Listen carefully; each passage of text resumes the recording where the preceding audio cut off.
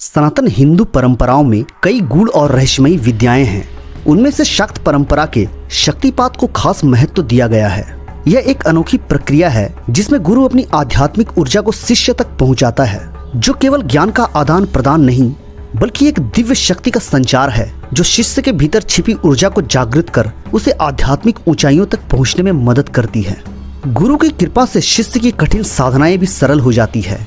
जब गुरु कृपा करते हैं तो शिष्य के साधना मार्ग में आने वाली सभी बाधाएं हट जाती है। यही दिव्य कृपा शक्तिपात कहलाती है। संस्कृत में शक्ति का अर्थ है ऊर्जा और पात का अर्थ है गिरना या प्रवाहित होना। इस तरह शक्तिपात का अर्थ हुआ गुरु की दिव्य शक्तियों का शिष्य में प्रवाहित होना। यह एक अत्यंत सूक्ष्म और रहस्यमयी प्रक्रिया है जिसे केवल योग्य गुरु ही कर सकते हैं।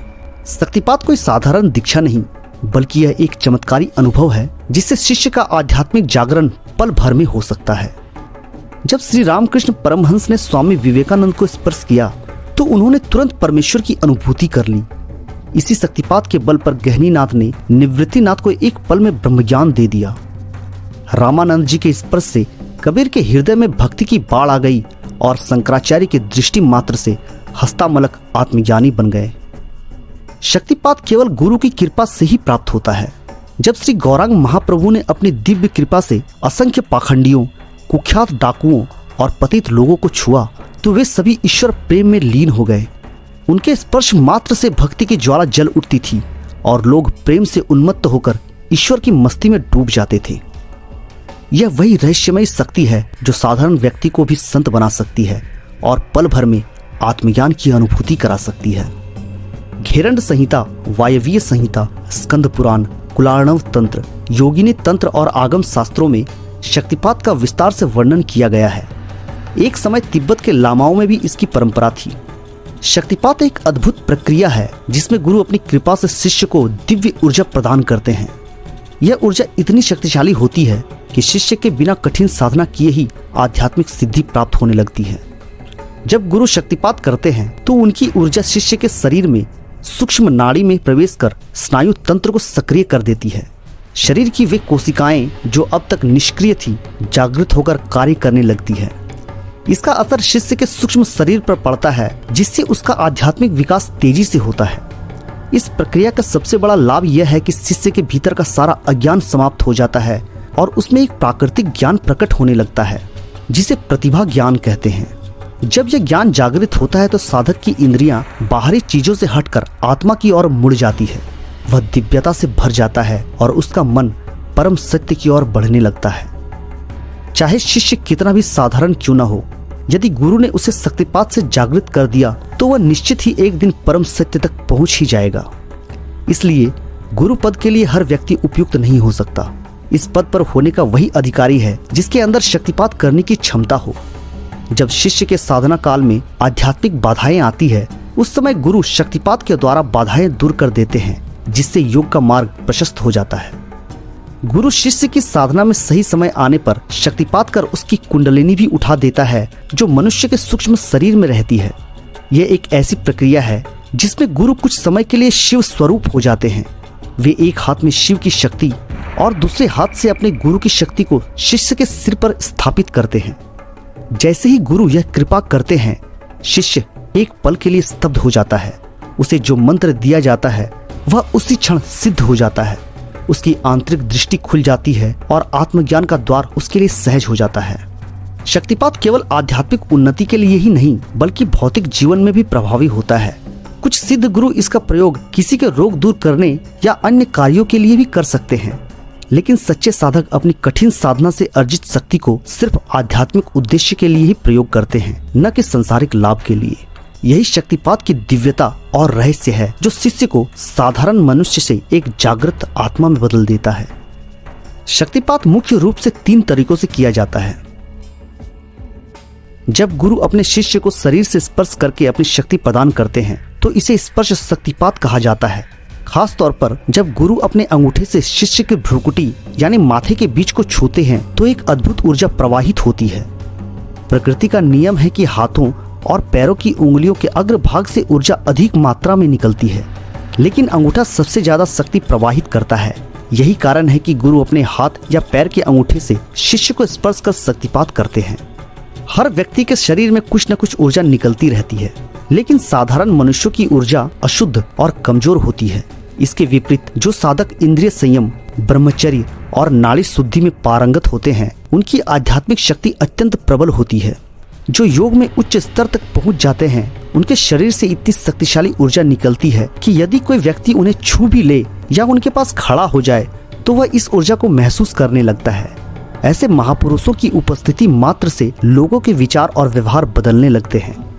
यही कारण है कि संतों के संपर्क में रहने से बुरे विचार शुद्ध हो जाते हैं और जीवन में सकारात्मक बदलाव आने लगते हैं। गुरु का स्पर्श मात्र जीवन को बदल सकता है। जब गुरु बिना छुए केवल अपनी इच्छा से शिष्य को आध्यात्मिक ऊर्जा प्रदान करते हैं तो इसे संकल्प शक्तिपात कहा जाता है। यह अद्भुत क्रिया केवल उन्हीं महापुरुषों द्वारा की जा सकती है जिनकी इच्छा शक्ति अत्यंत प्रबल होती है। ऐसे गुरु शब्दों के बिना भी दूसरों को प्रभावित कर सकते हैं, क्योंकि उनकी विचार शक्ति और वाणी पूर्णतः शुद्ध और शक्तिशाली होती है। गुरु का संकल्प ब्रह्मांड में एक असीम ऊर्जा का संचार करता है जो सीधा शिष्य को प्रभावित करता है। यह शक्ति दूरी की बाधाओं से मुक्त होती है, अर्थात गुरु कहीं भी हो, उनका संकल्प शिष्य तक तुरंत पहुंच सकता है। शिष्य चाहे पृथ्वी के किसी भी कोने में हो, गुरु की दिव्य कृपा उसे शक्ति प्रदान कर सकती है। यदि गुरु का संकल्प प्रबल और शुद्ध है तो शक्तिपात का उतना ही प्रभाव होगा। यदि शिष्य का मन और शरीर अशुद्ध है तो वह पूरी तरह से इस ऊर्जा को ग्रहण नहीं कर पाएगा। जड़ता और नकारात्मकता शक्तिपात के प्रभाव को कम कर देती है। जैसे जैसे शिष्य की साधना गहरी होती जाती है, उसका शरीर और मन अधिक शुद्ध होते जाते हैं, जिससे शक्तिपात का असर तेज और प्रभावी हो जाता है। संकल्प शक्तिपात शिष्य के आध्यात्मिक विकास को तेज कर देता है और उसे एक नई ऊर्जा व चेतना प्रदान करता है। यह वही दिव्य शक्ति है जिसके बल पर संत अपने शिष्यों को दूर से ही ज्ञान, भक्ति और आध्यात्मिक शक्ति प्रदान कर सकते हैं। सच्चे गुरु का संकल्प जीवन की दिशा बदल सकता है। जब गुरु अपनी आंखों के माध्यम से शिष्य को आध्यात्मिक ऊर्जा प्रदान करते हैं तो इसे दृष्टि शक्तिपात कहा जाता है। यह एक अत्यंत प्रभावशाली और दुर्लभ विधि है जिसे केवल गहन साधना और उच्च योग बल से ही प्राप्त किया जा सकता है। गुरु जब शिष्य के आज्ञा चक्र पर अपनी दृष्टि केंद्रित करते हैं तो उनकी आंखों से तेजस्वी नीली किरणें निकलती है जो शिष्य के भीतर प्रवेश कर उसकी सुप्त आध्यात्मिक ऊर्जा को जागृत कर देती है। यह शक्तिपात इतना प्रभावशाली होता है कि गुरु चाहे दूर हो या पास, उनकी दृष्टि मात्र से शिष्य के भीतर बदलाव आने लगता है। नेत्रों से शक्तिपात करने के लिए त्राटक का अभ्यास बहुत आवश्यक होता है। त्राटक से आंखों की तेजस्विता और शक्ति उत्पन्न होती है जिससे व्यक्ति दूर तक प्रभाव डाल सकता है। यही कारण है कि महान योगियों के नेत्रों में एक विशेष आकर्षण होता है जिससे लोग सहज ही प्रभावित हो जाते हैं। महान योगियों और संतों की आंखों में एक अद्भुत आकर्षण और तेज होता है। जब स्वामी विवेकानंद ने पहली बार अमेरिका में भाषण दिया तो केवल उनके शब्द ही नहीं बल्कि उनकी ऊर्जा और तेजस्विता से लोग उनकी ओर खींचे चले गए। यही आध्यात्मिक शक्ति का प्रभाव है।